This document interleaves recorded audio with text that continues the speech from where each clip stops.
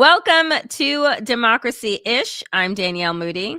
And I'm Wajahat Ali. And Danielle, I don't think I can go on because I saw Latinos and Puerto Ricans and Black and brown people shaking their butt. I saw Jessica Alba, who I love since a child.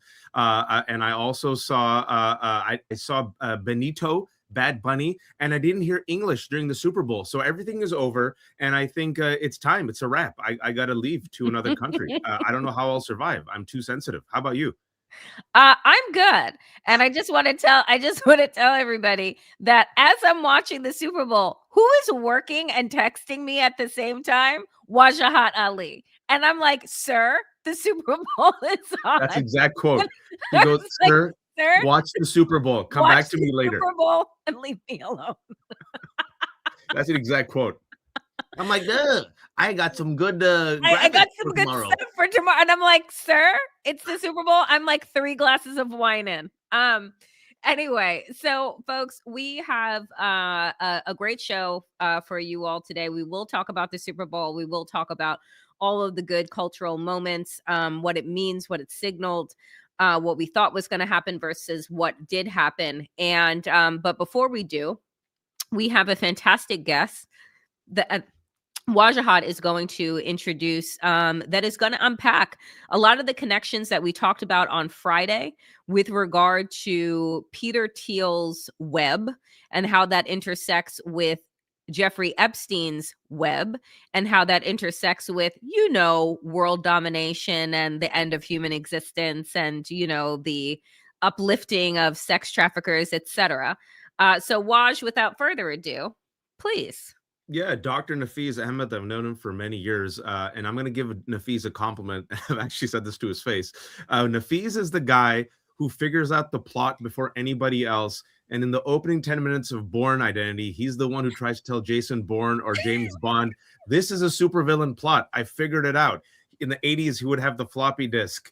In the 90s, he would have the CD. Now he'd have the thumb drive. And he goes like, meet me in the London Underground. And then like, right before he's about to hand over the floppy disk and the CD, a sniper takes him out. And his last words are like, trust me, it's all here. So Nafeez is that guy, but thankfully he's alive. Nafeez Ahmed is a researcher. He's a journalist. And Nafeez wrote this fantastic book last year. And I had him on the left called the Alt-Reich, the network war to destroy democracy from within, the Alt-Reich, which talks about all these perverse, psychotic supervillains that we've talked often about on the left hook and Democracy-ish. And now we know that the Silicon Valley bros were intimately tied to Epstein, and not just tied to Epstein and Trump. Folks, it's trending right now in Blue Sky. We called it. What's happening in Europe is finally going to bubble over here. People are finally paying attention because the Epstein scandal is rolling heads in Europe, Danielle. They're actually, holding these people accountable to the point where Starmer's government might fall. So the person who's been on top of this as of 2 weeks ago was Nafeez, and he wrote a fantastic piece that we'll link to later in a write-up in the Byline Times. He's a director of investigations. Nafeez, hopefully I gave you, what did I miss, Nafeez? Also, he plays a meme card. You're too kind. Yeah, I was a bit worried about the sniper thing. He's like, how's this going to end? Now, just yet.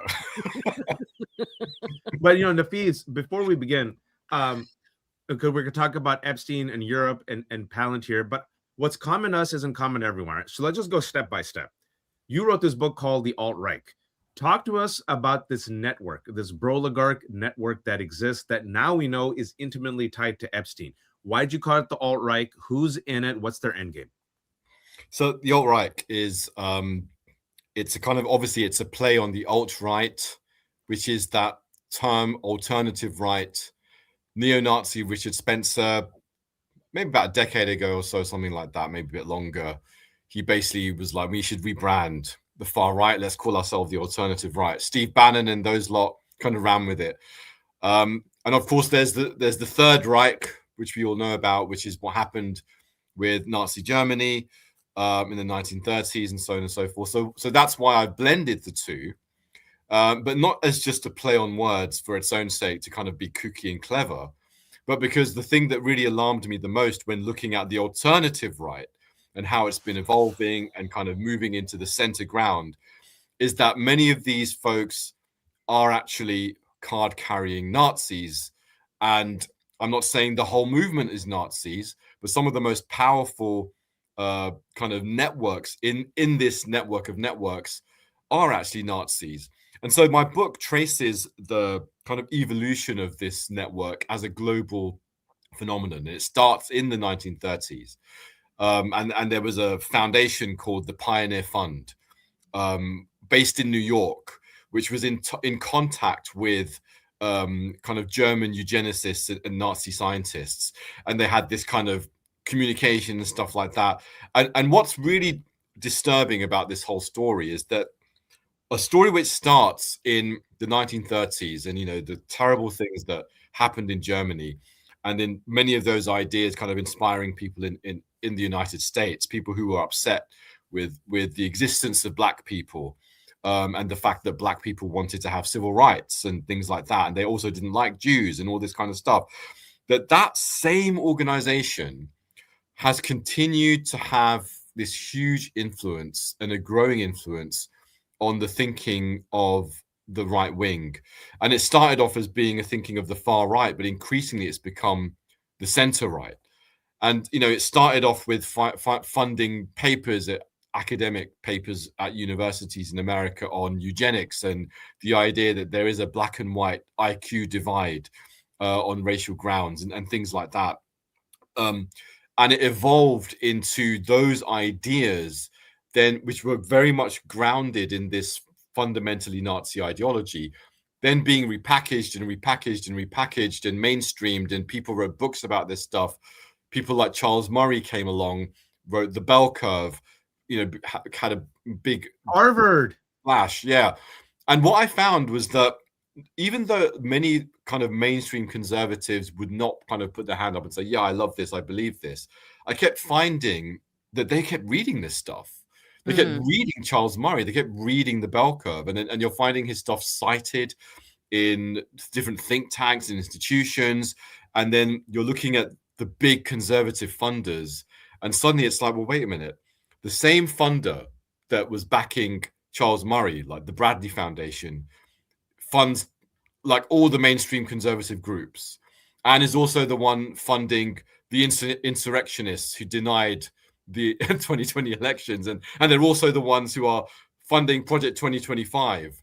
And no wonder Project 2025 just looks like it came out of the Nazi playbook, because it actually did. So that's the story that the book tells. It kind of pieces it all together and looks at all the different kind of players in this network and how essentially they've become radicalized over time. Like you see people, you know, maybe 20 years ago didn't have these views, but you can actually see kind of year by year, you know, half a decade, then another decade goes, and these ideas are becoming more mainstream, they're becoming more taken up, to the point where at one point in 2008, Charles Murray, he gets an award at the American Enterprise Institute. They did this annual award ceremony for major conservatives, and every conservative luminary was there. Like all the mainstream people, even people that are now anti-Trumpers, were in that room. And he just gave a massive speech about how he believed that basically he talked about the cognitive elite, which basically is a euphemism for the white intellectual minority, which he thinks is eugenically kind of endowed and therefore is going to be in charge. And he just openly spoke about this stuff. And everyone's just listening and whining and dining, and they're listening to this stuff. And it's just the way it is. It's just, there's Charles Murray, a eugenicist, talking about how this is the reality. And everyone's just standing there listening and saying, okay, fine. That kind of normalization has led us to this moment where we get to the broligarchy, where the Silicon Valley networks have also gone through a similar type of radicalization process. And I think one of the kind of key transmission people that we should focus on is this character, Curtis Yarvin, who is this kind of interesting transmission belt between that kind of old school eugenics and this new kind of techno-fascist, kind of techno-utopian kind of ideology of how to remake the world. So Curtis Yarvin, you know, you look into him and he's this strange blogger, kind of a nobody, computer scientist guy. He sets up this kind of weird little project that Peter Thiel decides to invest in. And from then on, what we know is that he then had the ear of Peter Thiel. He's spoken about how him and Peter Thiel would sit together and have chats and talk about everything. And then you go and look at what Curtis Yarvin was writing since around 2008 onwards. First of all, under this anonymous blog, Mencius Mold blog. And then after that, he kind of, the mask was off. I think Trump came into power, mask was off, and he thought, I'll just come out and it's fine. And in that, he talks very, very openly. And again, it's open, but it's also coded. He uses kind of weird language and stuff. But you can read it between the lines, and it is pretty clear. And he basically thinks that the fundamental problem of everything is that there is a biological hierarchy, and there is a majority of darker-skinned, inferior people, and he uses different language he calls them swarthy people. Swarthy is just this is who? This is Curtis Yarvin. Curtis Yarvin, who is a technology blogger and kind of tech bro, small-time tech bro, but funded by Peter Thiel. Who is followed by Nafeez. Can we tell everyone? JD Vance, the vice president, follows him online. Follows him online, and not just that. In fact, there are several senior Trump administration officials in the administration right now. Michael Anton, who's at the State Department, many other people who have openly said they really love what this guy is saying. This is really interesting. They follow him. They have these discussions about what he's been saying. All of the major Silicon Valley tech bros also have spoken about how they've read Curtis Yarvin. So not just Peter Thiel, but also people like Mark Andreessen, for instance, David Sachs. So most of them. And they kind of circulate his ideas. So understanding what he's saying gives us a window into what these guys are thinking. And I think there's kind of 2 or 3 key things to take away. That what is he saying? First of all, biological hierarchy, too many inferior brown and black people. That's the global majority, right? He thinks democracy. The second point is that democracy is the vector that is giving these people power.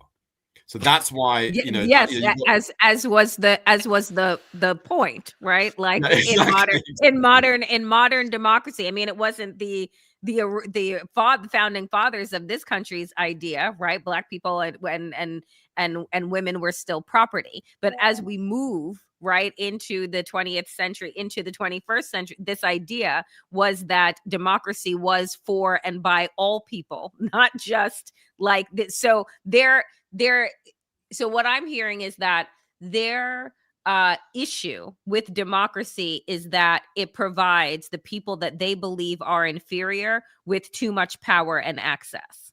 Exactly. And that's why Curtis Yarvin was actually really, he's critical of the civil rights movement. He thinks that he talks about, I mean, it's actually really horrendous. And I mean, at this point, I should say this stuff is triggering. It's actually that the language is disgusting. He talks about the, and I'm going to use the slur, racial slur, the American Negro problem. And he openly talks about this idea. And it's quite horrific, actually, the way he kind of openly dehumanizes black people, and specifically, but black Americans, and essentially talks about them like they're just kind of this subhuman species, and says they had to be managed like apes, for instance. Like, I mean, like pretty much he won't say, oh, they are like apes, but he will talk about this, like, I mean, what kind of language is that? The American Negro. He talks about, he actually says it. He doesn't even say, he's deliberately dehumanizing and talking about a group of people as if they are an it. There's something different, not the same as human. Not we can talk about them in different categories, and then he says, essentially this it was better off under slavery, better off pre-civil rights. After Charlie Kirk said that also, right? And Charlie Kirk said that. Nick Fuentes has said that. Donald Trump most recently said, what about the Civil Rights Act? That it did a real disservice to white people. Like, it did some good things, but a real disservice to white people. And then a few weeks later turns Michelle Obama and Barack Obama into apes. And like, I'm just like, I'm listening to you and I'm here, and it's just like, I want people to be able to see the thread of, as you're stating these things, this ideology, which is not new. He didn't create it. Yarvin is literally doing copycat bullshit that has been done since the beginning of founding of this country, and like 250 years, 400 years of white nationalist supremacist belief system, right? He's just like, oh, let's add technology to it. Let's add this new layer to it. But it's the same things that we've been talking about. But Danielle, it's even dumber. Curtis is even dumber than that. That's what makes it even that much more painful. I'll add one more thing before Nafeez will continue. As we find out from the Epstein files, and just to connect the dots, and Nafeez, you're doing a fantastic job. Thank you so much. Yes. I hope this is helpful for our audience. We see a lot of hearts, so it is. Peter Thiel, who's the one who made Curtis Yarvin mainstream in the Epstein files, what we just saw 10 years ago, Peter Thiel was emailing Epstein saying, you know what the problem was when women and people of color were given the vote. Yep. Yeah. So society for them started to go backwards in the 1920s, and then just evolved in the 60s with the Civil Rights Act. Got it. Yeah, which is, so you're reading this stuff, and it's like some of the stuff that Yarvin is writing is like this really weird, turgid kind of and pseudo academic exploration of 19th century Victorian politics. And then going even further back and saying that, things were really great in the feudal times. It's really weird. Like, it's really, really strange. But there's this glorification of essentially raw power.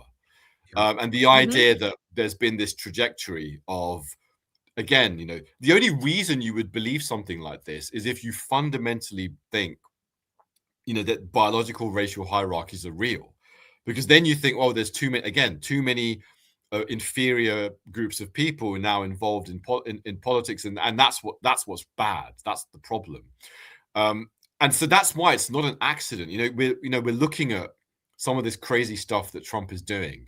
This, since he's come in, there's been we've hit this inflection point where whether it's slavery, civil rights, talking about Black people in general, the assault on DEI. And the complete demonization and the equation of diversity with kind of like this kind of evil, this idea that diversity itself is some sort of corruption that has to be stamped out. These are not things that have just come out of nowhere. Right. They're part of this political ideology that's been developing over time. And you actually see it laid out in black and white in what Curtis Yarvin describes. And it's quite extraordinary because some of the things that Trump did were things that he actually he'd said that should be done years earlier. I mean, like, for instance, apart from the DEI stuff, which was kind of obvious, and he was railing against it and saying, this is what is destroying America, as DEI. But he was also saying, we need to just essentially gut the civil service. So in America, that means just get rid of, he called it rage, retire all government employees. That came from Yarvin. And who was reading Yarvin? J.D. Vance was reading Yarvin. So you could see these ideas were seeping in. And, and then we can see how when Project 2025 was put together and they got all these teams of different people, they were channeling these crazy ideas and thinking, well, how do we actually execute these ideas? And then came up with this kind of really insane but granular level plan to completely remake the American system.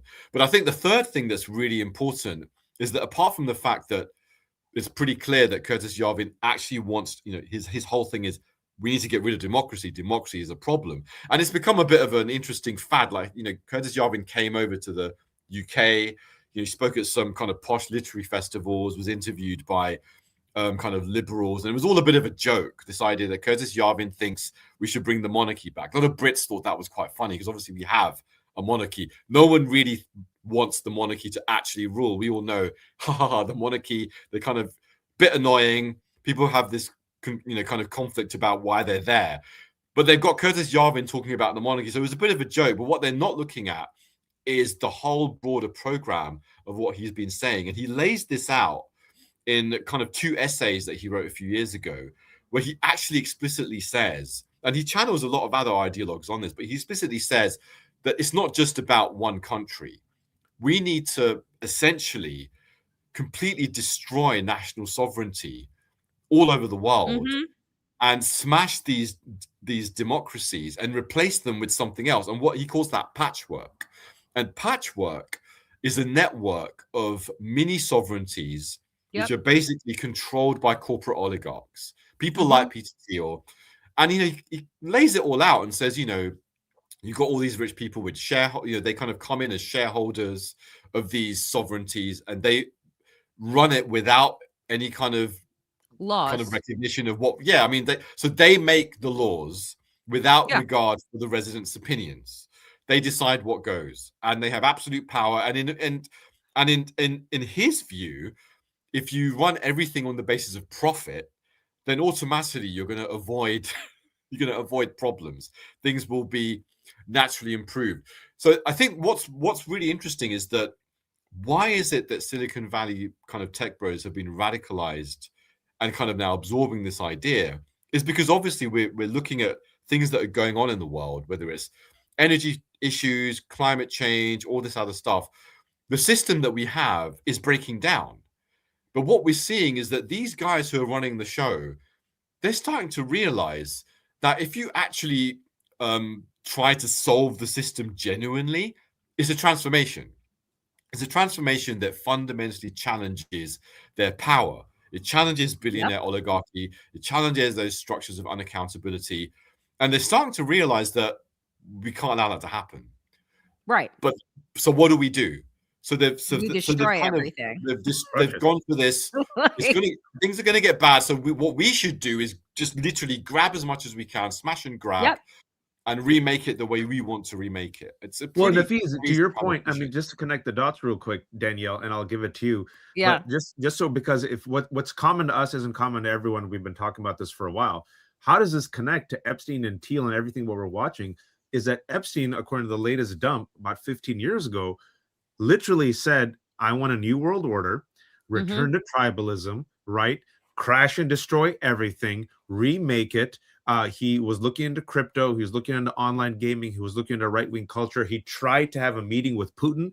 He says, destroy the post-World War II order, destroy rules-based order, destroy accountability, right? And then let's remake it in our image, where we will be allowed to indulge in our appetites. For Epstein, it was pedophilia. For many of these people, it was pedophilia, right?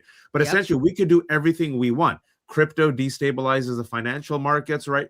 Right-wing disinformation. People don't know what's up, what's down, what's truth.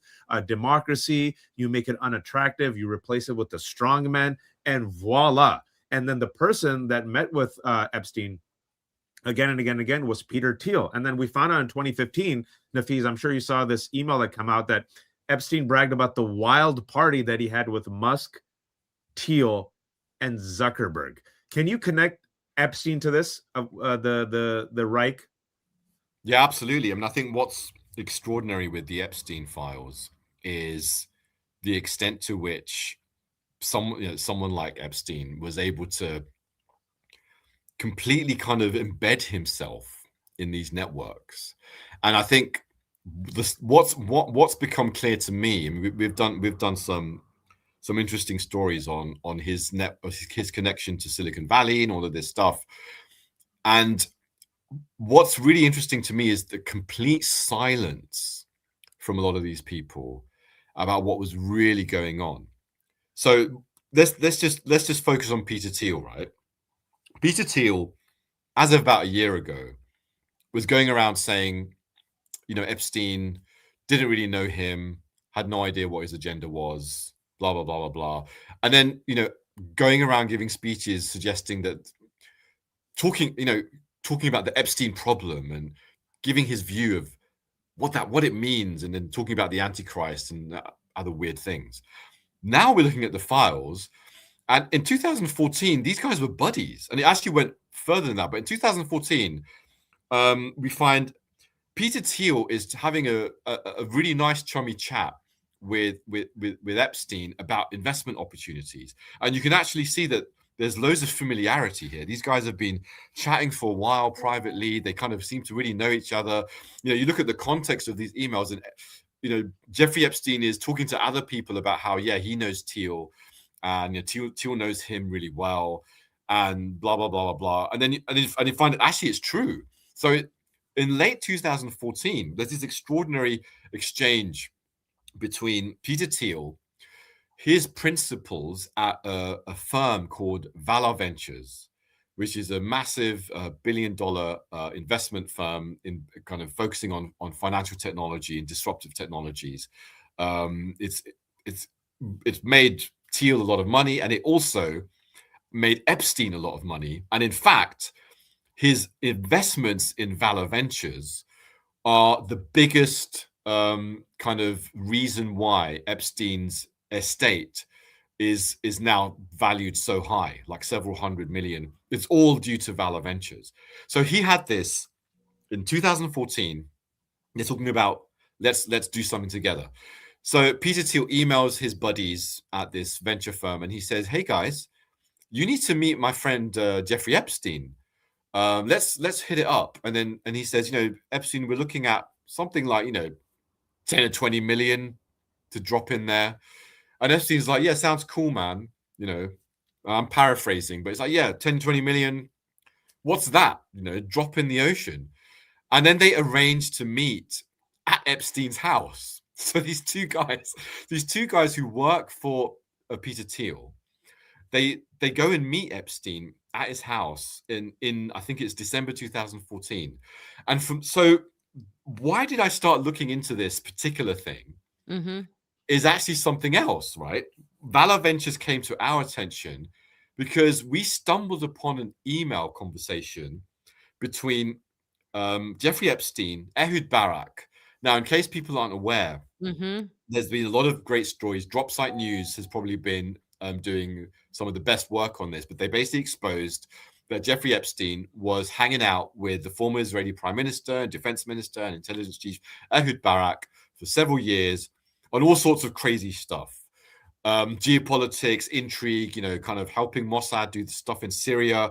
But one of the things he was helping him with was in business, and they decided to work together on an Israeli cyber tech firm that would help do all sorts of surveillance stuff. And so they were working together on that. That was their little venture, the Epstein Ehud Barak venture. It was called Reporty. Later on, it changed its name to Carbine. So we found this email from 2016 where Ehud Barak emails a German technology investor. Her name was Nicole Junkermann. She's worth millions and is also very weird and kind of was also friends with Epstein. Emails Nicole Junkermann and says, "Why don't you come to this meeting that we're having with our colleagues at this firm, Valor Ventures? Me and Epstein, me and Jeff, we're going to pitch our thing. And we'd love you to be there." And it's a new investment fund owned by Jeffrey and Peter Thiel. And this is really interesting because it's a private email. It's copied to Epstein. And Nicole Junkermann is like a serious player. Like, she's not just an idiot. And she's also close friends with Epstein. And in fact, so when we went and dug into this, so I was like, who the hell is Valor Ventures? Let me find out more. So I'm going into the files and searching them up. Hundreds of documents come up. And there are all of these internal communications involving Valor Ventures, Epstein, Thiel, and so on and so forth. And it all starts in 2014. So it turns out Nicole Junkermann, who they're talking about, she actually went to that meeting in 2014. So Epstein is talking to her that, I'm going to meet these guys, Peter Thiel. And she's like, I really want to meet Peter Thiel, and blah, blah, blah. And she's like, can I come?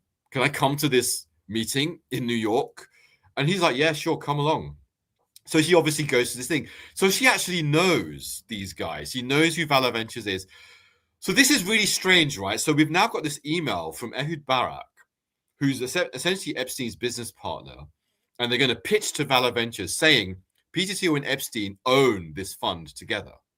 So that's when we dug into all these emails and we found, okay, so what we found is that on paper, what you can show is that Epstein basically became a limited partner investor in a Valor Ventures fund. So in 2015, he puts in, exactly as he promised, about $15 million, which is a pretty huge sum of money to put straight in just like that.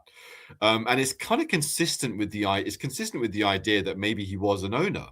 However, when we went to Peter Thiel and Valor Ventures and everyone for comment, they basically were like, no. I mean, and it got kind of hairy, by the way. They threatened us with legal action. They said this is defamation, blah, blah, blah, blah. And then we kind of dug out all the documents and we were like, well, Ehud Barak said he's an owner. And then you've got all of these documents showing that he's a limited business, kind of limited partner investor, which does actually give him a share ownership. Although, venture capital is structured in such a way that you're kind of more of a passive investor. But when we looked at the emails, and he wasn't just sitting there waiting for his profits. He kept emailing these guys and they kept emailing him. So in 2016, Ehud Barak and them are going to Valor and just saying, we want to pitch you this idea. Will you invest? In the end, they didn't invest directly. The following year, Thiel's Founders Fund invests in their joint venture. So, right? So let me add, because I want to ask this, right? Because I think that this is all like incredibly interesting and very in depth. Is that what do you think is the reason why there was this kind of intricacy going on with the investments that were happening? Because in my mind, I'm thinking from Epstein's perspective of why he's dropping $15 million into this venture. Is it in the hopes that he's going to be able to wash his money in some type of way, right? Like the thing that we are learning about Jeffrey Epstein is that his tentacles were very long and went into a lot of different businesses with a lot of different powerful people. He was on the ground in building up a lot of different ventures. And in my understanding, it was so that he could figure out ways to operate his black market sex trafficking operation in broad daylight, but through these different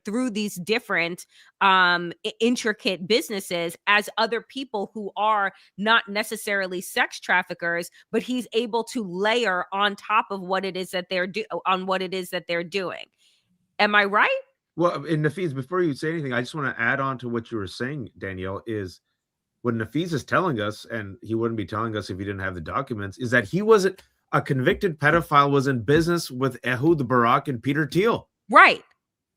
Like, so, they weren't, but I'm like, they didn't even just know each other. They were in business together. So, like, again, is this right about the layering of the businesses that are happening? Like, he's able to kind of wash his money and gain respectability through these business ventures, and these other folks are able also to navigate in this kind of black market space.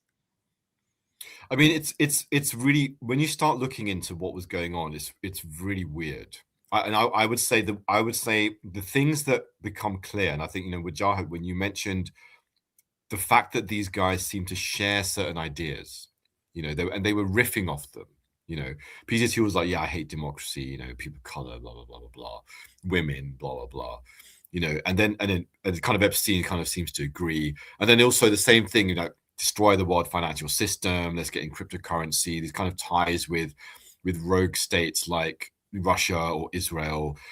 So I think it's difficult to understand exactly what was going on. What is very clear is that Epstein was almost operating like some kind of a triple, quadruple agent. Like, I don't know what he was doing, but he had, without a doubt, kind of intimate, high-level connections with kind of everyone, intelligence agents, multiple intelligence agencies, multiple government officials, and he had deliberately cultivated that. One of the other things that's kind of interesting is that he spent like a decade or so traveling to Russia, in and out of Russia, in and out of Russia, in and out of Russia, and it became clear that he was essentially building up a network of a sex trafficking network. Wow. And he was importing Russian women and Russian girls and children, into wherever he was doing this, and he kind of built this infrastructure. It's difficult to imagine that he could have done that without the approval of Russian without the government services or knowledge at some level, right? And it's this, and it cuts both ways as well. Like I think that, there's a couple of FBI reports that have come out. There are these FBI reports based on confidential human sources, CHS. You have to be really careful with those kind of documents. A lot of people are flying these around saying, "Oh, this is what it means. It means this. It means this." The thing with those is that they're based on sources that we can't verify. Like what happens with that is that the FBI will get information from a source, and they'll get that. They'll write the report out. That report gets filed.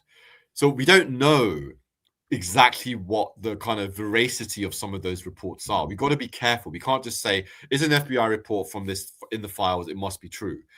But that doesn't mean we should not in the world we live in now. I mean, never in the world that we lived in, to be honest. Yeah. Well, what I would say is that at the same time, we shouldn't. That doesn't mean we should reject them and throw them out. This is data. These are things we should consider. And some of the things that they were saying, there's one report from what seems like some sort of intelligence operative who appears to be infiltrating this network and reporting to the FBI. They're a source that the FBI says that they were in Epstein's circle. They seem to have had some visibility and access to him, and they're saying that we think they think that he's a Mossad agent. Consistent. His behavior seems to be like that. They also note his connections with senior Russian officials, but they also say that it seems that he appears to have. He also appears to be under a lot of scrutiny from U.S. intelligence. And U.S. intelligence seems to be well aware of a lot of the activities that he's been involved in. And then it does also lead us to another question, which is, you look at all of this stuff that's been piling up in these millions of documents, all of these inquiries and investigations and intelligence reports, and all of this stuff, much of it not been investigated. This including some of those absolutely horrific reports from witnesses describing things that Trump and other accomplices and other Silicon Valley people and so on and so forth were doing to children. Really, really graphic. Well, Nafeez, it goes back to 1996. That's when we learned was the first FBI report where Maria Farmer mentioned to the FBI that this man is a pedophile. So the first reporting and that's what we know. So it goes back 30 years. And they didn't do anything. And then no one did anything. And this is what's extraordinary about this. Sweetheart deal.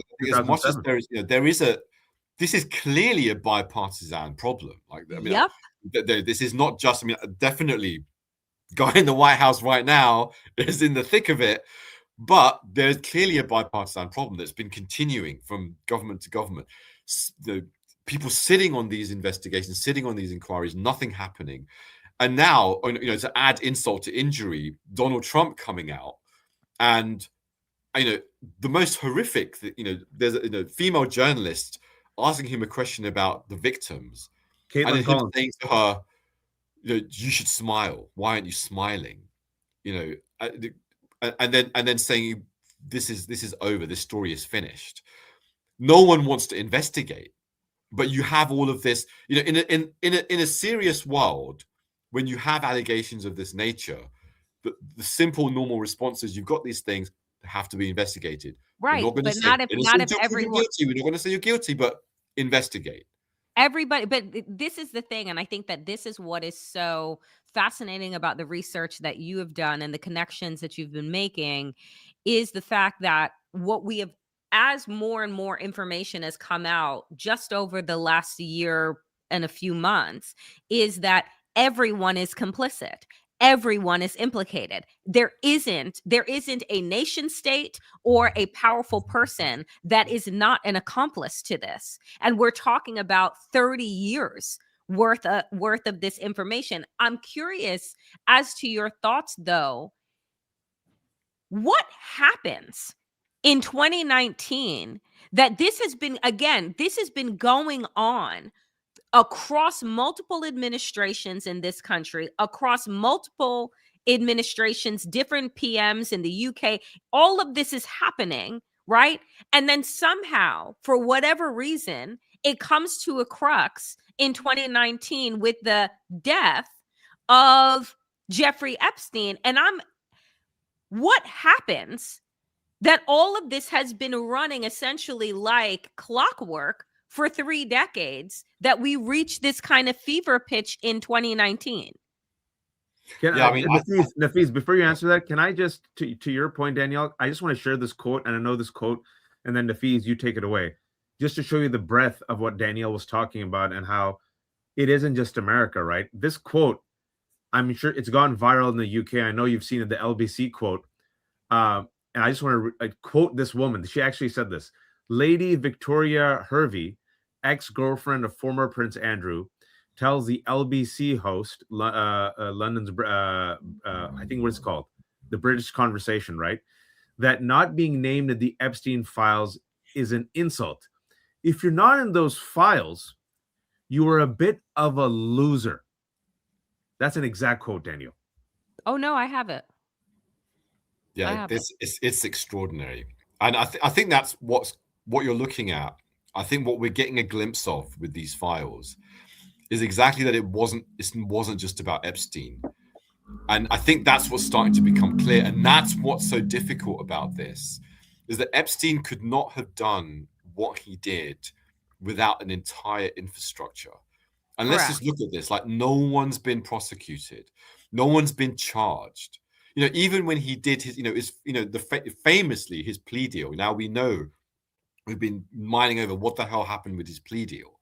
You know, and we know that his plea deal was all about protection. I mean, he signed that deal and he got immunity for himself and his co-conspirators. And that's kind of been the playbook for this whole thing. And I think that's why there's been this really kind of strange kind of silence. Like, I mean, one of the things that I've seen, and I'm actually working on a story. I did a previous story at the end of last year when we had the first batch of files, and it's only got a little bit deeper. And now what's clear is that Epstein was embedded in the Silicon Valley networks. People like Jeff Bezos, Elon Musk, Peter Thiel, all of these luminaries that we know, right, who are on charge of big tech from 2009, so after his conviction, and including before his conviction. But let's start with 2009 to 2018. I've seen files where he's copied into emails with these luminaries. He's part of the elite network. They all know him. And that's what's not coming out. These guys are embarrassed. I found an email that They're not embarrassed. Larry Page and Sergey Brin, co-founders of Google, hanging out at his house in 2014. They went to Epstein's house. Like, no one knows that yet, right? It's just found the email just the other day. That's what we're talking about. This was an incestuous relationship. Well, Nafeez, Reid Hoffman was there. Reid Hoffman, yeah. Gross emails. Reid Hoffman, the liberal. Elon Musk. He's actually come out recently and saying that, maybe Trump should calm down a bit. It's like, yeah, dude, but we can see you in the files. It's just like, but this is the thing. This is the thing that I continue to say.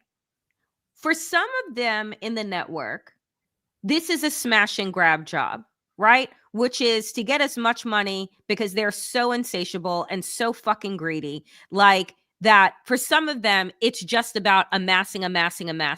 For others, it is obviously based on whatever their intellectualized fucking racism, right? Like whatever, like it is that, and that being like the end game. All of them want to be able to live in a society of fiefdom, I think, because then you're being served. That's what a fiefdom was, is that in a democracy, whether or not I'm tied to a corporation or I'm a sovereign, I'm an entrepreneur, right? Like I am tending to my own needs, and the corporation and or my business is a means to an end for myself. But they don't want self-sovereignty, right? They actually want servitude. And while they believe that there is this racialized hierarchy of servitude, what actually is getting caught up in it is that they believe that they are above everyone. Like, I don't think, Nafeez, that they even see us, and not even us meaning people of color, but I mean us as people that have less economic status as them, as being human.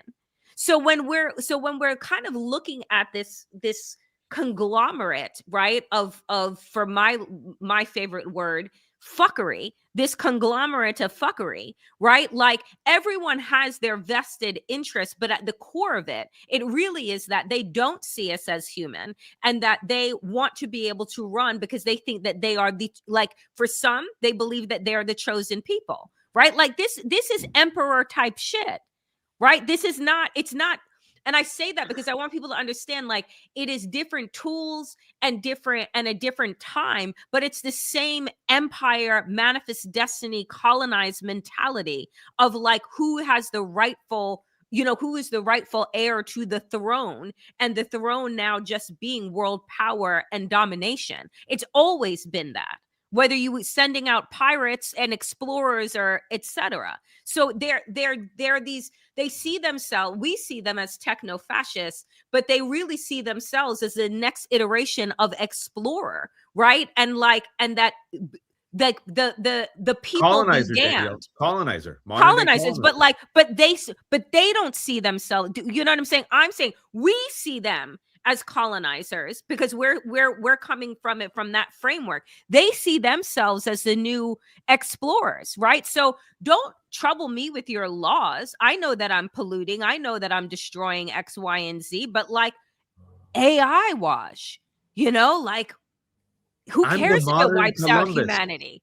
I'm the modern Columbus. I will find China in America and discover something that's already been there, and in the process kill everyone. I mean, they've spoken about this stuff. So I mean, there's a conversation between Epstein and this one of these leading AI pioneers, and it's part of, he's a member of this Edge Foundation network of scientists, tech leaders, including Jeff Bezos and all these lot who kept going to this thing all the time. And in this conversation, they're talking about climate culling. They're talking about, well, maybe climate change is just like a forest fire. You just clear out the debris and openly talking about it.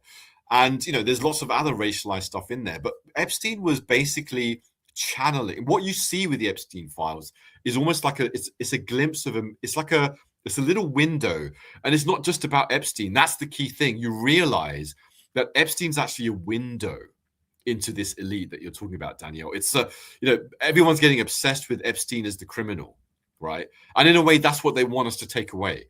Oh, it's just Epstein. Because then you can like obfuscate like responsibility. Do you know what I'm saying? Like, so if Epstein, and then if he's made the key demon in all of this and he's dead, well, then hasn't justice really just already found its way? It'll get him on the other side. Yeah, it's over. It's finished. We don't need it. It's an old story. Whereas what we're really seeing is that Epstein was part of this system and was a key node in that system. And a lot of these things that you're talking about were ideas that he actually kind of curated. And obviously it wasn't just him. There were many other people who were also co-curating with him. But when you look at what he did, he like brought together scientists who were highly materialist, that advocated a very specific reductionist, materialist view of the world. And, I'm not saying that because I'm saying you have to believe in a religion or believe in a spiritual worldview, but I'm saying it because he actually specifically selected people that have articulated a very specific type of worldview where there's no kind of sense for ethical thinking. It's just, it's highly reductionist. And then like, as an example, one of these guys, Lawrence Krauss, who, was going along to these Epstein things, and Epstein funded his hyper-atheist project. It's called the Origins Project at Arizona University. It turns out Lawrence Krauss was also, he had to leave his university under allegations of sexual harassment. And you look at the emails and they're kind of all helping each other and blah, blah, blah. It's like, I don't really give a shit whether you're an atheist or a theist, but you're basically just a dickhead. And Well, Nafeez, can I ask you this in the interest of time? And because you've done fantastic reporting and now it's finally bubbling up in the US, I knew it would be a week late. Speaking about Epstein being a node, speaking about how he's connected, not just to Israel and Russia and the Silicon Valley, but how this goes deeper. how we're talking about an Epstein class, a global network, right? And that people need to be held accountable. The one positive is that the only place where I see some heads being rolled right now is the UK.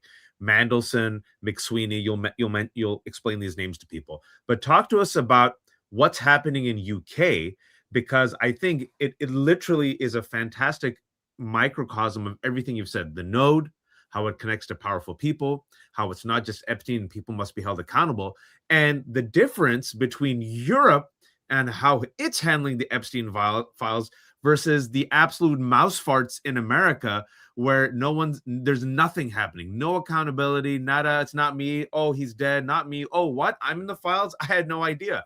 Can you just connect to us what's happening in UK, because I think the story is going to explode this week. So some of the listeners might be aware that when the Labour government came in under Prime Minister Keir Starmer, they appointed a particular guy to be our ambassador. His name is Peter Mandelson. Peter Mandelson is like a long time. Just here's a photo of him in the Epstein files, half naked. Just with a girl, with an Epstein girl. Yeah, there you go. I mean, totally normal. Not very nice to look at. Nope. So Peter Mandelson is so we know him very well here in the UK. He's this kind of Labour veteran. He was there during the Blair years. Tony Blair's government obviously was the big landslide victory for Labour back in the day in the 90s. And he was business secretary in that government. And what has emerged is, so even before stuff started to come out in the basis of the latest batch, we already knew that there was something off with Peter Mandelson and Epstein, because it had come out that Peter Mandelson was basically friends with Epstein, certainly before the conviction. But then it turned out that he had stayed friends with Epstein after the conviction in 2008. And so he had actually stayed around his house.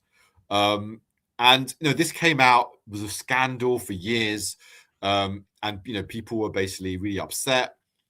So everyone was really surprised when Starmer appointed Peter Mandelson to be ambassador to America, because people were like, but this guy, hung out with Epstein, stayed in his house. Because I'm like, Starmer couldn't have been like, oh, I had no idea, right? Like he can't feign ignorance here, because so much time has passed in between when we knew Epstein was a child trafficker and a pedophile and their relationship. There's no way that he could have been like, oh, oops, I had no idea. Yeah, 2019, we Epstein, he died. So everyone knows. Exactly. Right. So Starmer's there. He's pointing this guy. So it's weird because everyone's looking at it, and the feeling at the time was like, ew, why are you pointing this guy?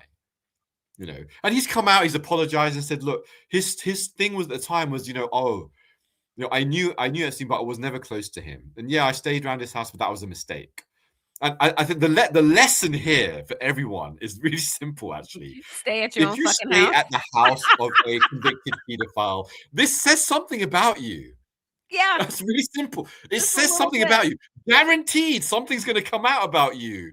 Because if you are out of a moral caliber that you think that's fine, there's something wrong. Now, I don't understand. So obviously people are really upset now that people are saying, how did this happen? Now what's emerged is that, his relationship with Epstein, from the files that come out, was beyond just staying over a few times. But he was sending him information inside, and this was crazy. Like back in the 90s, Gordon Brown is prime minister.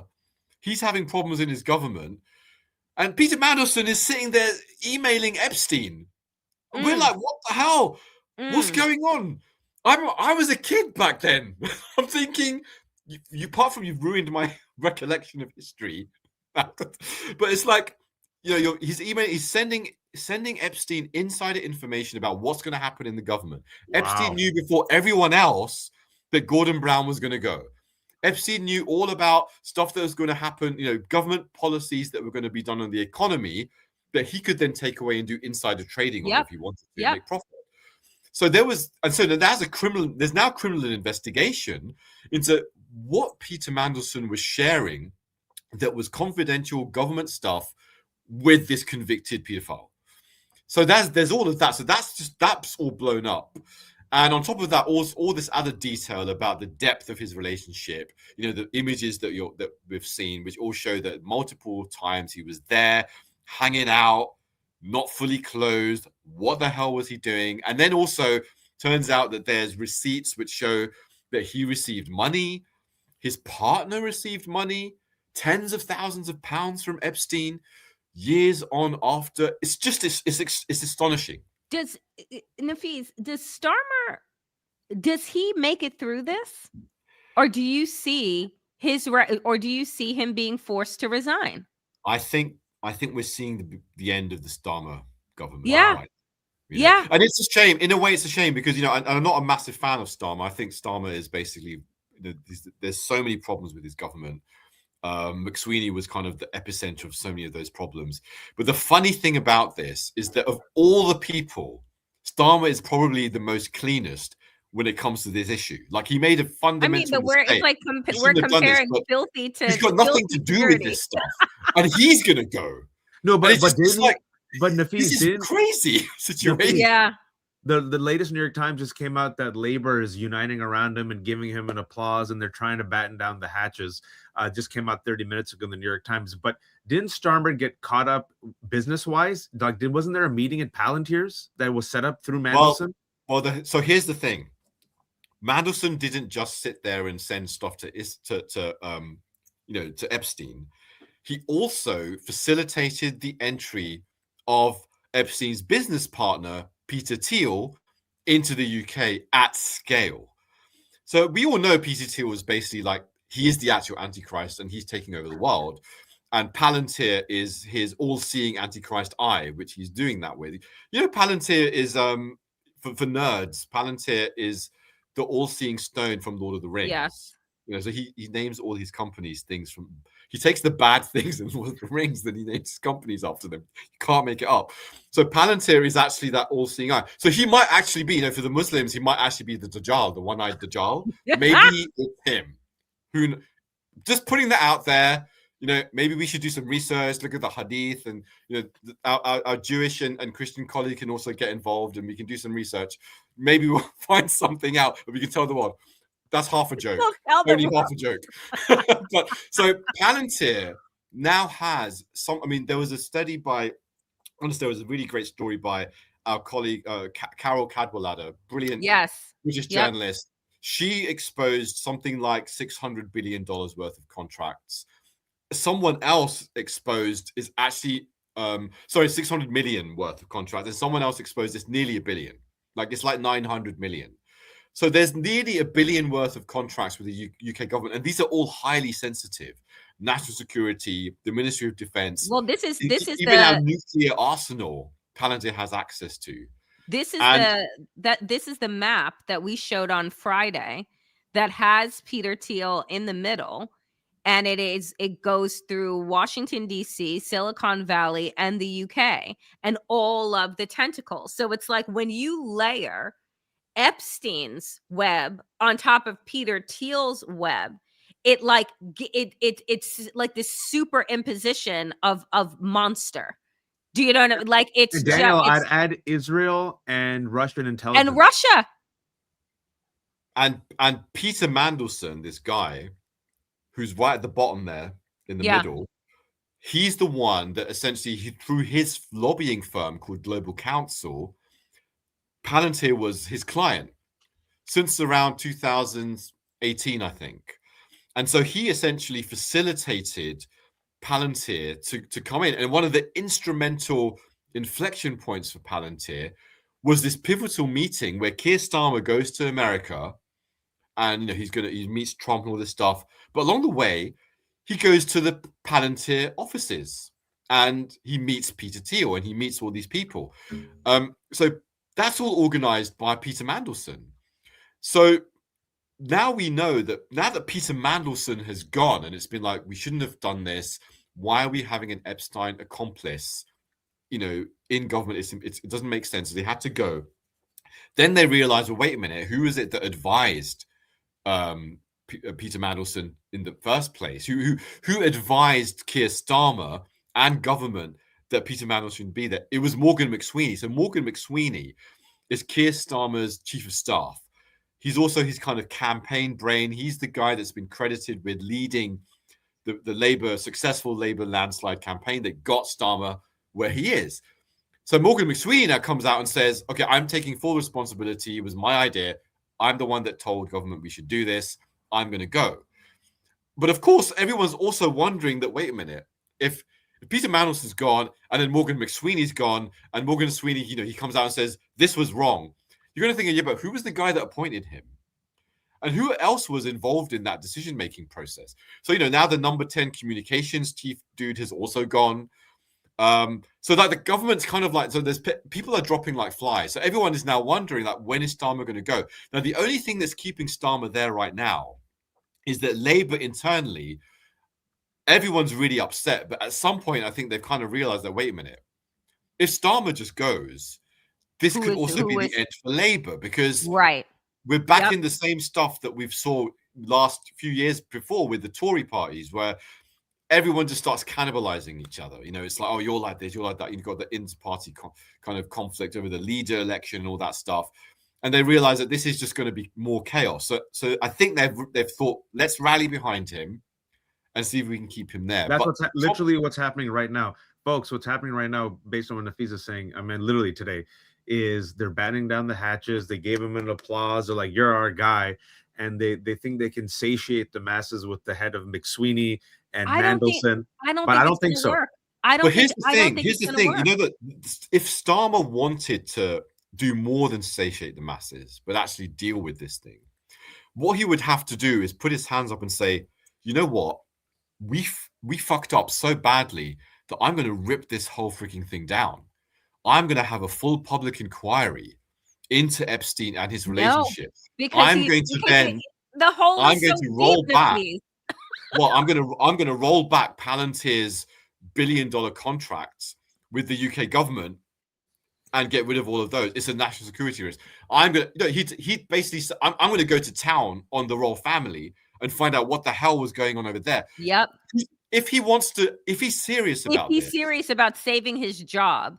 Saving his job, but also doing something about what's happened here. Because the reason he was able to appoint this idiot who's associated with Epstein in this way is because the entire system is so self-mind fucked that no one could see the obvious, that you cannot work with people who are associates and accomplices and friends and acquaintances with a convicted sex offender.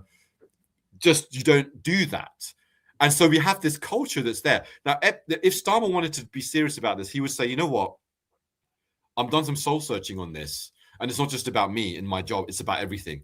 And I'd go to war. But he's not going to do that. He's not going to do that. Because where is his money vested? Do you know what I'm saying? Like, again, there are some people that are a part of this nefarious and grotesque web sheerly for the money and the power associated with it. Then there are others that have their links and their desires around pedophilia and sex trafficking and all of these things. It's just like, if he were to pull that back, right, he would need to have no fingerprints whatsoever. And something tells me that with the amount of wealth that he has, that he is not fully clean. He may not be as dirty as the Starmer. Starmer's not wealthy. He's like a. So look, Starmer's background is this. So here's the thing. Here's what's incongruent with this story, right? Is Keir Starmer was chief public prosecutor when we had the big grooming gang scandal in the UK, which was a real thing. Not in the way that people have gone mad about it and said only Muslims are rapists, which is Elon insane. Musk. But of course, there was a grooming gang problem. And in the areas that we had, there was overrepresentation of certain ethnicities. It was an issue. It so happens that due to population realities, most rapists and sex offenders in the UK are white. This is not a racial issue. But the fact is that in these towns and cities, there was an overrepresentation of particular ethnicity and particular groups. And Starmer was one of the people who was leading the charge against that, right? I think it's unlikely. I don't think he's corrupt in the sense that he's got his fingerprints, and he's a lawyer. He's made some decent money. He's definitely part of an elite class in that sense, and he's made lots of money. He's made a reasonable amount of money, but he's not rolling in it.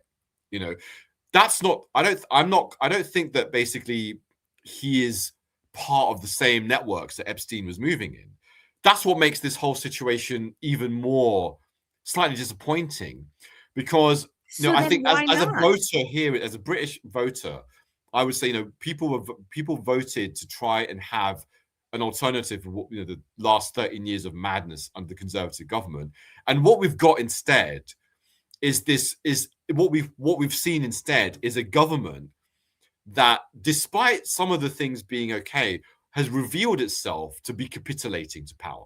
Can I bring it up? I think this quote explains it all, and I want to go back to this quote. I think you had it up there. It's the Lady Victoria Hervey quote, ex-girlfriend of Prince Andrew, and I just want to read her quote.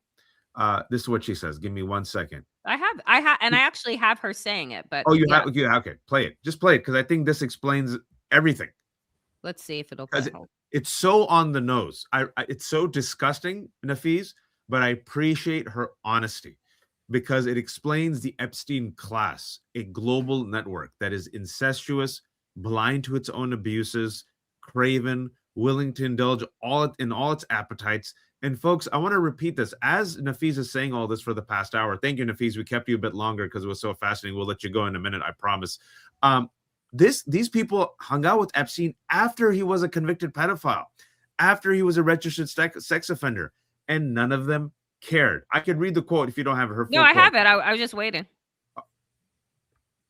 Hold 1 second, because that's what happens to me when we have multiple people. Prince Andrew's ex-girlfriend, folks, because of course, lady. Anything but. Everybody that was very powerful. So like if you were on the scene and you were powerful, like to be honest, like if you're not in those files, it would be an insult, because it just means that you were a bit of a loser. Right. So the people who aren't in the files are losers. Yes. Okay. Are you in the files? Well, of course I am, because it's any journalist that wrote about it. That's an astonishing attitude, isn't it? You're the loser because you're not in this. I find that jaw-dropping. I don't even know what you say to something like that. That is just to turn this into something that you would want to brag about, that makes you somehow noticeable and powerful, is, I mean, it's so beyond the pale. It is so disgusting. And this was Prince Andrew's ex-girlfriend. I mean, she looks a little old for the types that he clearly likes to rock with. But like, my God, please, Nafeez. I think this is it. This is what we've just heard, gives us exactly a window into the mentality of this elite network which surrounded Epstein, which demonstrates this institutionalized level of 0.01% debauchery. That's what we're talking about. And that's what's being covered up here. It's not possible for sex trafficking on this scale to be taking place, with all these elite networks kind of engaged and involved, and no one has the slightest idea what's going on. People clearly knew, and that's what's at stake here. That there are elites who are extremely worried about how far this goes. This is only half of the files. What's in the other half? And this is the thing that I keep saying, is like, this is what they want, what they were willing to let us, the public, see, and it is disgusting. So can you imagine? From a murder, Daniel. So can you? So can you imagine what they are not sharing? If you listen to what the victims are saying, the victims are saying that what's been released has been pointless, because all it's actually done, you actually find that there's images and video of victims they've been compromised. They've put they're already been traumatized horrifically in a way that's re-traumatize them. unbelievable. And now their stuff is out there, but there's nothing in these files that can be used to prosecute his accomplices.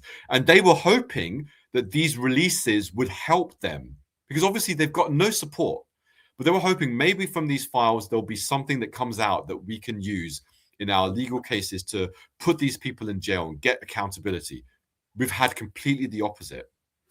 Nafeez, before we let you go, Yeah. just to bring it full circle, Danielle, do you have that video of the survivors? Can we play that?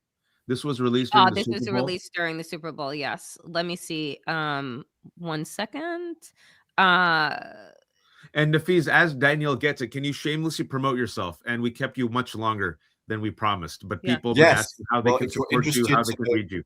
More about the networks that we're talking about. If you can get my book, it's called Alt-Reich, the network war to destroy the West from within. If you go to alt-reich.com, you can buy it directly from the publishers at a discount, and we pretty much distribute it all over the world. Otherwise, I'm on the usual platforms if you want to follow my work. And also check out our magazine, bylinetimes.com, and subscribe and support our work. We're constantly doing original exclusive investigations, and we've been breaking loads of these Epstein stories as well, which actually a lot of people aren't breaking the same stuff in the mainstream that we're breaking, but it's getting out there. All right, let me play the video.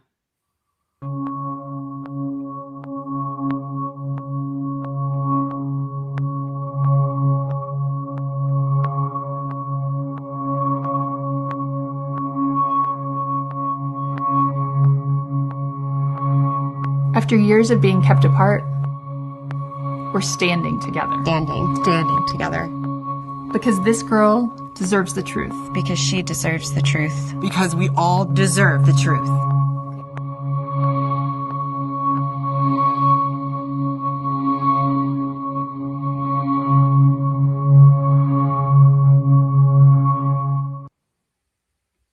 And just today, Ghislaine Maxwell refused to answer Congress's questions about the men she helped traffic and abuse, and her lawyer hints that she'll only talk if Donald Trump grants her clemency. That happened today. She pled the fifth before the House Oversight Committee.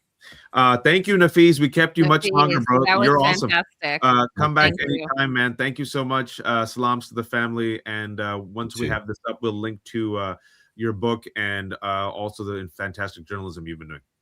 Thank you both. Thanks, Daniel. Thanks, Jard. All right, take care. Folks, that was Nafeez Ahmed, and we're going to come back to America, or rather the Americas, and we're going to end on, I think, a hopeful note, a powerful note. And I don't care, Danielle, I said this yesterday. I don't care about MAGA's rage. I don't care about their freak out. I'm sick and tired of placating their bad faith outrage. I don't care about their piece of shit, trash, counter, half Super Bowl show where Kid Rock was lip syncing and grabbing his crotch. I don't care about their mayo sandwiches. I don't care about the fact that they hate everything in the world. I don't care about their shitty culture. I don't care. What I want to talk about is Bad Bunny, and one of the top 5 Super Bowl shows that I've seen in my lifetime, where everything was very intentional, deliberate, layered. And it was, if last year we saw Kendrick use the Super Bowl halftime to reveal, to show, to celebrate the story of Black America in Los Angeles, we saw this with Bad Bunny. It was very deliberate celebration and uplifting of Puerto Rico, but not just Puerto Rico, of all of the Americas. All of the Americas. And furthermore, it was very deliberate, very political, just like his music, very anti-colonial, a middle finger to colonization, and celebrating decolonization through salsa culture music. That was literally the quote that he said during his historic Grammy win, the first full-length Spanish album to win Album of the Year. Bad Bunny is the world's most streamed Spotify artist. That's what he said on the Grammy stage. That was there at Levi Stadium. And then when he did the football, it was This Is America, but it was all Americas. He gave a shout out to Puerto Rico. He gave a shout out to the Caribbean. He gave a shout out to Venezuela. He gave a shout out to Central America, Latin America. Haiti. Yeah. And there were all these people dancing and having joy. I thought it was fantastic. And this is Dr. Martin Luther King's daughter, Bernice King, saying, "Be love." Your take, excuse me. Yeah, I mean, one, I was very much anticipating this show when it was announced for all of the reasons that you just stated. I think that one, Bad Bunny gave a geography lesson last night and gave a lesson in the fact that America's time is done. And I mean, the United States of America's time as being the empire, as being the center of the world is done. Yeah. And when he said, "God bless America," and then began the roll call of all of America, including the United States and Canada and Central America, South America, etc., it was extraordinary because you realize, again, the tentacles of colonization, this idea, and I'm now thinking about it, and I never thought about it before, and I think that I'm pretty fucking conscious, is the fact that Puerto Rico is the oldest colony in the world. And that, like, why isn't Puerto Rico sovereign? Right? Why does the United States still hold power over several nation states that have no voice and no representation inside of our government, and as it pertains to like electing a president? And so when you really think about it, and again, we look at the UK and how the UK, right, had granted independence to their other colonized entities, and you look at America, and America has never been looked at as to, why are you still like the overseer of these other nations? I think that what Bad Bunny did and what he is doing as a fantastic representative of Puerto Rico is like opening up all of our eyes to asking that very same question, which is the why of it all. Yep. And to really think about the fact that, again, America has been the center of the universe for like the last 250 years, and its time is done.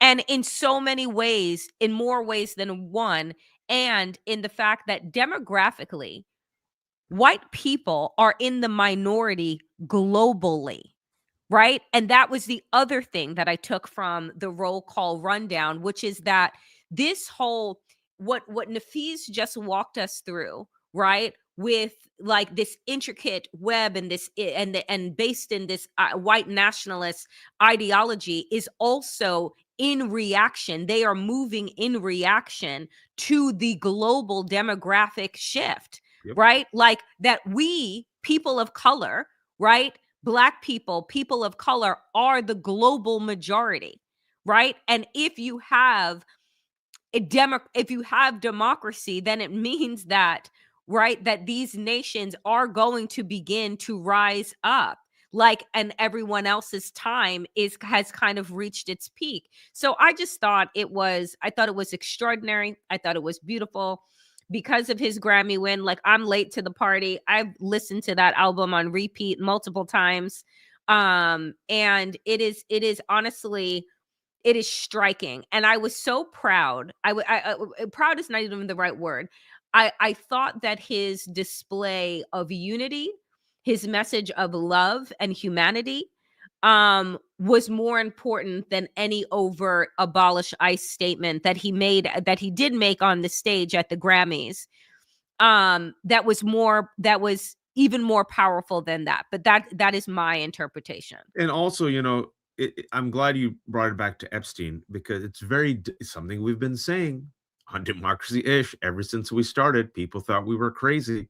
We talked about white supremacy. We talked about racism. We said the entire core engine of this project, Danielle, is white nationalism and white power. And people are like, it's economic anxiety, racial trip up, racial flare up. Read the Epstein files. At the end, what connects all these people is a desire for power, specifically white power. Yep. Right? It's the death rattle of white supremacy that has turned into a death march. If they can't share with the rest of us, they'll burn it all down. Literally, they will burn down everything. That was the goal of Epstein. That's currently goal of the oligarchy and the Trump administration. If we can be in control, none of y'all can be in control, especially you blacks and browns. And what Bad Bunny shows is actually we can all participate in the community salsa. We can all participate with joy. We can have a wedding. We can have celebration. You can have, ice cream cones. Everyone can dance. There can be a North America, Central America, Latin America, right? All of us are invited. And he literally says what's even more powerful than the message of hate, which is MAGA's message, which is Trump's message, is love. So it was a very deliberate, intentional rebuke of everything that Trump and MAGA stands for, but done in a proactive way, in an uplifting way. And literally, think about it, Danielle. Who would be offended by this? If you're offended by this, which they are, that's right. You are telling on yourself. You're telling on yourself because, and I think that again, that was the beauty in, and this is why I say that art and artists in all of their forms are so important, particularly in this moment, because you have the opportunity to deliver the messages that you and I try and deliver very straight with facts and to the point in the most beautiful way, which is through music, right? Which brings us like all together and all closer to one another. And if you are against this, the only thing more powerful than hate is love, then you have told on yourself. And maybe this is not the country for you. Do you know what I'm saying? Like that is honestly, that to me was the message. And that's why I think it was more important than an abolish ICE, which leaves it to be political. This was a humanist message. And I think that's very hard to be, and they're telling on themselves. I mean, the last thing I'll say, they're freak out. They're telling on themselves. And this is the thing, Danielle. I think what the power of culture, and we've talked about this often, right? How politics is downstream from culture. Do you want to be part of that? The analogy that you and I have given. Do you want to be part of our community barbecue? All the beautiful people, all the diversity, all the flavors, all the food, the flavors, the buffet that goes on. Right? The different music. Do you want to be part of that?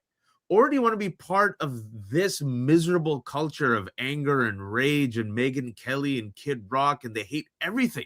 They're afraid of everything, right? And not only that, now they hate American Olympians. Like American Olympians are very muted in their kind of criticism, and they're saying, we don't, there's a lot of trouble in America, and we don't, that doesn't represent us, but we represent what America should be. And they're using their platform, and I don't know if you've seen now, Danielle. Many of them are using their platform to say that it is very conflicting to hold up the American flag and to represent America in this moment, but that many of them are representing their families, their coaches, their communities, and the people that got them to that place. But to hold the flag is to hold a very heavy weight right now, which is a lot of what the Winter Olympians have said. And what does MAGA do? They're actively rooting against American Olympians for the most subtle criticism of Donald Trump. That's a cult. And I think this is where culture is powerful. There's about 130 million people who saw that Super Bowl. I think MAGA's hyperinflating the numbers for their Super Bowl halftime show. Let's say 5 million. If you're a kid, Danielle, a young adult, do you want to be part of the coolest party, or do you want to be part of the Kid Rock party? You tell me. I mean, I want to be part of nothing that Kid Rock touches because he looks like he smells and he's gross.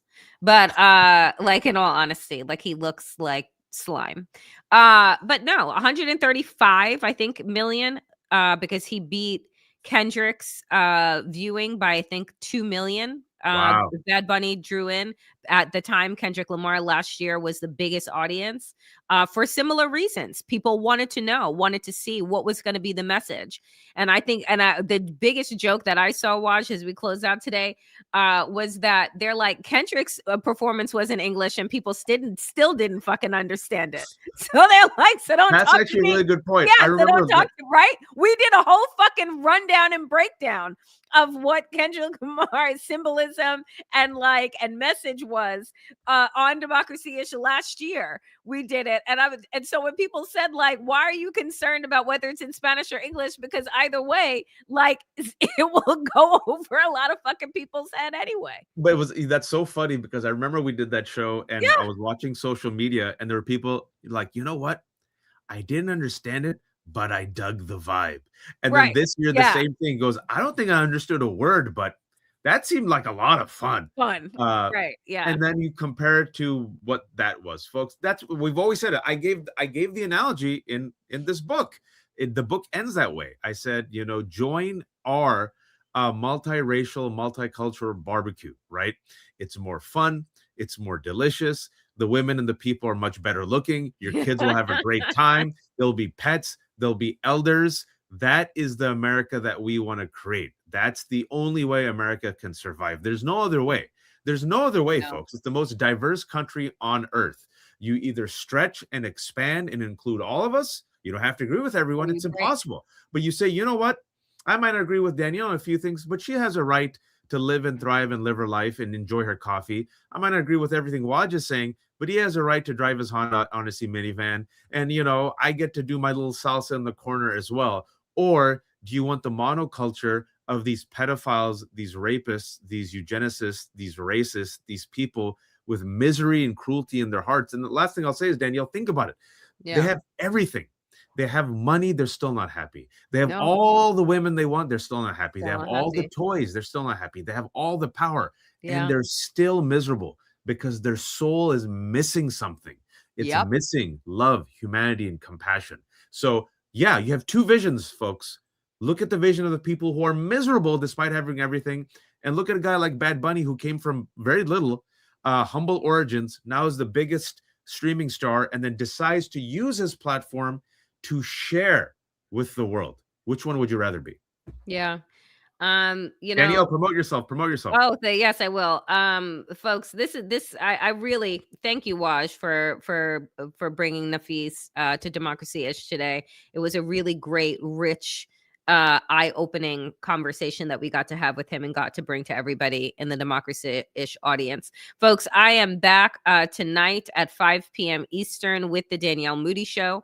And this week is just going to be jam-packed. I believe that there is just a lot that is going to be to unpack. So, you know, join me tonight at 5 p.m. Eastern. And, you know, folks, again, this is independent media. We survive on the power of the people, on all of you. Like, comment, and subscribe. Waj and I keep all of our content free, but, you know, double check, make sure you're subscribed to this channel. Make sure you're subscribed to Waj's channel. If you have the ability to become a paid supporter to the Left Hook, and on Substack, and to the Damn Digest also on Substack, please do so. And, you know, I want to thank quickly Susan, as always, coming in strong all day long as our fantastic moderator, but also dropping coins into our plates, our offering plates in the middle of nowhere, as always. Kern, thank you we got some pounds and euros today. Appreciate you, Nono. Appreciate you, Jules, Susan, PJ coming in big as always, $49.99. Appreciate all of you. Waj, where are you? All over the place for the rest of the day. 2 p.m. Glenn Kirshner's on. We're going to talk about we're going to talk about accountability, how we can see it in America for these horrific people, not just in the Epstein files, but also the attempt by Donald Trump to take over our elections, folks. I think it's pretty big news. Glenn is a former prosecutor. And then at 3 o'clock, there's another guest coming, and I have a complete brain fart. I have forgotten who's. Waj got so many guests coming in, he don't remember. I literally, Danielle. Usually my memory's pretty. I have no idea, but I know someone's coming at 3 p.m. and they're very important. So everyone, make sure that you head over to the Left Hook in 20 minutes, for Waj and the fabulous Glenn Kirshner. Oh, Lev's coming on. Yes. Oh, okay. Lev is coming on because of the another really huge piece of news, Danielle, that in normal times would be the news. What is Tulsi Gabbard hiding? What is the massive national security threat that she has under lock and key? Why did Susan Wiles, the chief of staff, not talk about it? And what we found out from exclusive reporting over the weekend is that a foreign intelligence officer was in contact with someone close to the Trump administration. What country? What was discussed? And what was such a threat that no one's talking about it? What are you hiding, Tulsi and Susie Wiles? It's almost as if somebody warned us about Tulsi Gabbard and we just ignored her. And maybe that country might be Russia. Right. Sorry. Maybe just an idea. Know. All right, folks, we are finished. We're out of here with Democracy-ish. Please make sure that you head over to the Left Hook at 2 p.m.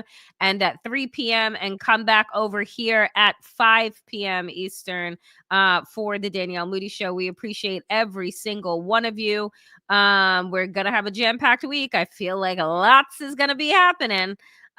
So make sure that you tune in with us midweek on Wednesday for a midweek check-in, and then back on Friday for Democracy-ish. Take care of yourselves, dear friends, and please, oh please, don't be a fascist.